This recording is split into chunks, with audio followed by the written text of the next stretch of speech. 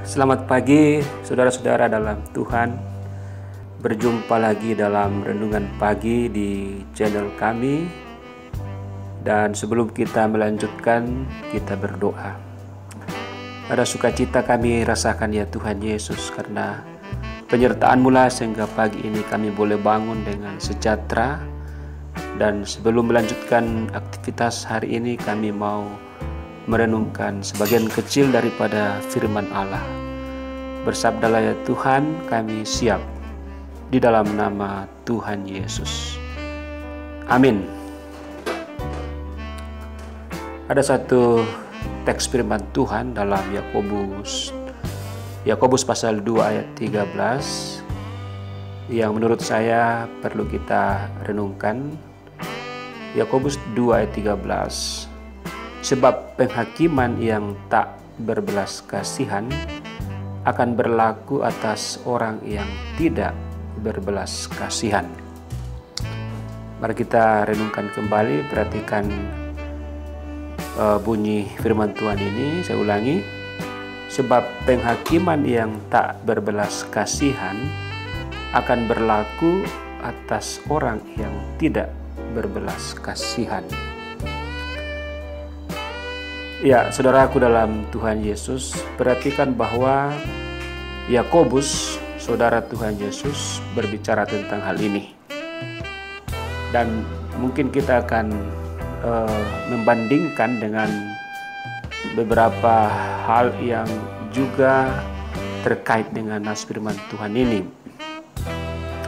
Dalam Yosua pasal 2 ayat 12,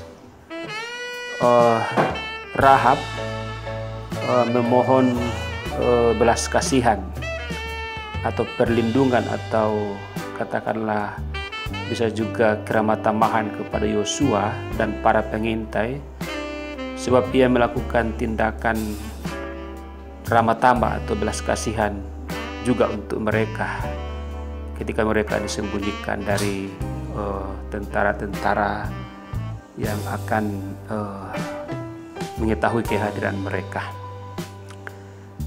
Juga dalam Hakim-Hakim pasal 1:24, para pengintai kota Betel menjanjikan belas kasihan kepada seorang yang keluar dari kota itu jika ia menunjukkan jalan masuk kepada mereka. Akibatnya mereka menyelamatkan keluarganya. Nah, jadi belas kasihan akan selalu berbuah dengan belas kasihan. Walaupun kita tidak akan mengajarkan bahwa motivasi untuk berbelas kasihan itu supaya juga diberikan belas kasihan.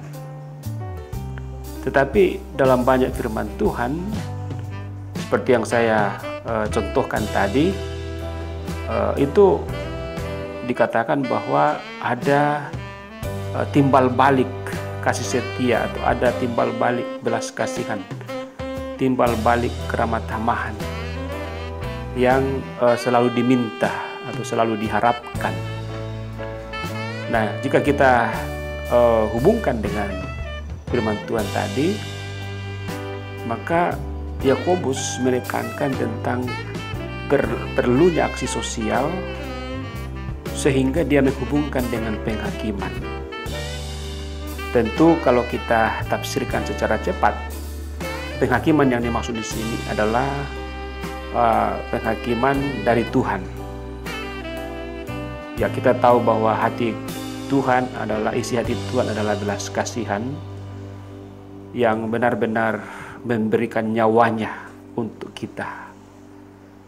Sehingga Yakobus mau mengatakan bahwa Tuhan yang berbelas kasihan secara sejati dan luar biasa itu akan mendasarkan penghakimannya pada belas kasihan yang memang dicontohkan kepada manusia. Penghakiman yang tidak berbelas kasihan kita tidak bisa bayangkan, tetapi bisa kita simpulkan bahwa belas kasihan itu tidak akan didapatkan oleh orang-orang yang memang tidak berbelas kasihan, atau orang-orang yang hanya membenci saudaranya juga tidak akan mendapat tempat di hati Tuhan. Kira-kira demikian. Timbul pertanyaan, apakah Tuhan kurang sabar kepada umatnya? Tentu saja hal itu tidaklah kita akan menghubungkannya secara cepat. Bagaimanapun juga Tuhan mengatakan bahwa ampunilah sesamamu 70 kali 7 kali. Artinya tak terbatas. Tetapi yang kita mau tekankan di sini pada hari ini adalah bahwa firman Tuhan melalui Rasul Yakobus ini mengatakan bahwa begitu pentingnya belas kasihan itu sehingga Tuhan akan memperhitungkannya. Orang-orang yang diberi belas kasihan juga akan meminta belas kasihan atau timbal balik. Demikian juga Tuhan akan sangat memperhitungkan belas kasihan yang kita berikan kepada orang lain. Saudara-saudara yang dikasihi oleh Tuhan Yesus, bukankah saat ini banyak perlakuan yang tak berbelas kasihan? Ada banyak orang yang ditindas. Ada berita bahwa ada TPU, tempat pemakaman umum COVID-19 yang ada di Jawa, yang pengelolanya itu meminta uang 4 juta kepada korban atau orang yang wafat karena COVID-19 non-Islam. Artinya yang beragama Kristen dan agama lain non-Islam gitu. Nah, di tengah-tengah kesedihan, di tengah-tengah duka cita, masih ada orang yang diskriminatif, yang membedakan warga negara yang beragama A dengan warga negara yang beragama B, dengan dalil pemerintah tidak menanggung pemakaman korban COVID-19 di tempat ini yang non-Muslim. Itu saya baca di medsos ya. Entah ini benar atau tidak benar, tentu ini adalah satu contoh yang perlu kita amati atau kita perlu antisipasi, bahwa perlakuan tidak adil, tidak berbelas kasihan itu dilakukan oleh orang-orang yang berpengetahuan, orang-orang yang agamis, orang-orang yang katakanlah tahu kitab suci. Dan itu bisa terjadi di setiap penganut agama A, B, C dan seterusnya. Sehingga masuk akal lah kalau Yakobus mengatakan bahwa dia juga akan dihakimi dengan tidak berbelas kasihan. Artinya tidak ada pengampunan, tidak ada pertimbangan. Ya, begitu kerasnya omongan Rasul Yakobus ini untuk mengatakan bahwa memang saat-saat sekarang ini kita harus mengembangkan atau menyebarluaskan ajaran tentang berbelas kasihan kepada siapapun juga.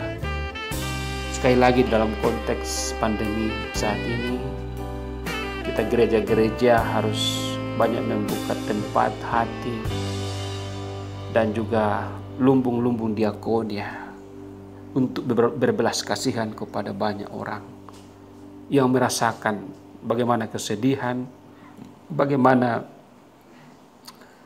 efek dari pandemi yang berkelanjutan ini. Tentu kita sudah paham tentang berbelas kasihan yang diajarkan oleh Tuhan Yesus. Dikatakan bahwa jika engkau ditampar pipi kananmu, berikan juga pipi kirimu. Kalau engkau dua punya jubah, berikanlah yang satu kepada orang lain.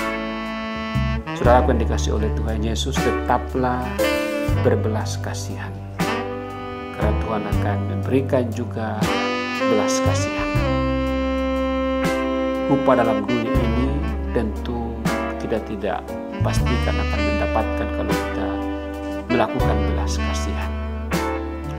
Teringat apa yang dikatakan oleh Bunda Teresia, bahwa kenapa kita mengasihi orang miskin? Karena perkataan Tuhan Yesus di Bukit Golgota yang mengatakan atau di kayu salib, aku haus. Nah, aku haus di sini mewakili semua orang yang berkekurangan, yang bergumul, mereka haus atau lapar.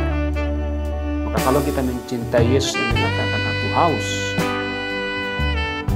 maka kita juga akan mencintai dan memberikan pertolongan kepada sesama kita yang juga berteriak seperti itu. Karena bukankah Yesus selalu mengidentifikasikan atau menggambarkan orang miskin, orang tertindas yang perlu diberi belas kasihan dengan dirinya. Ya saudaraku, demikian renungan firman Tuhan. Semoga memberkati kita semua hari ini. Haleluya. Amin. Kita berdoa. Terima kasih ya Tuhan atas firman-Mu di channel yang sederhana dan terbatas ini, tetapi biarlah menjadi berkat bagi banyak orang. Haleluya. Amin.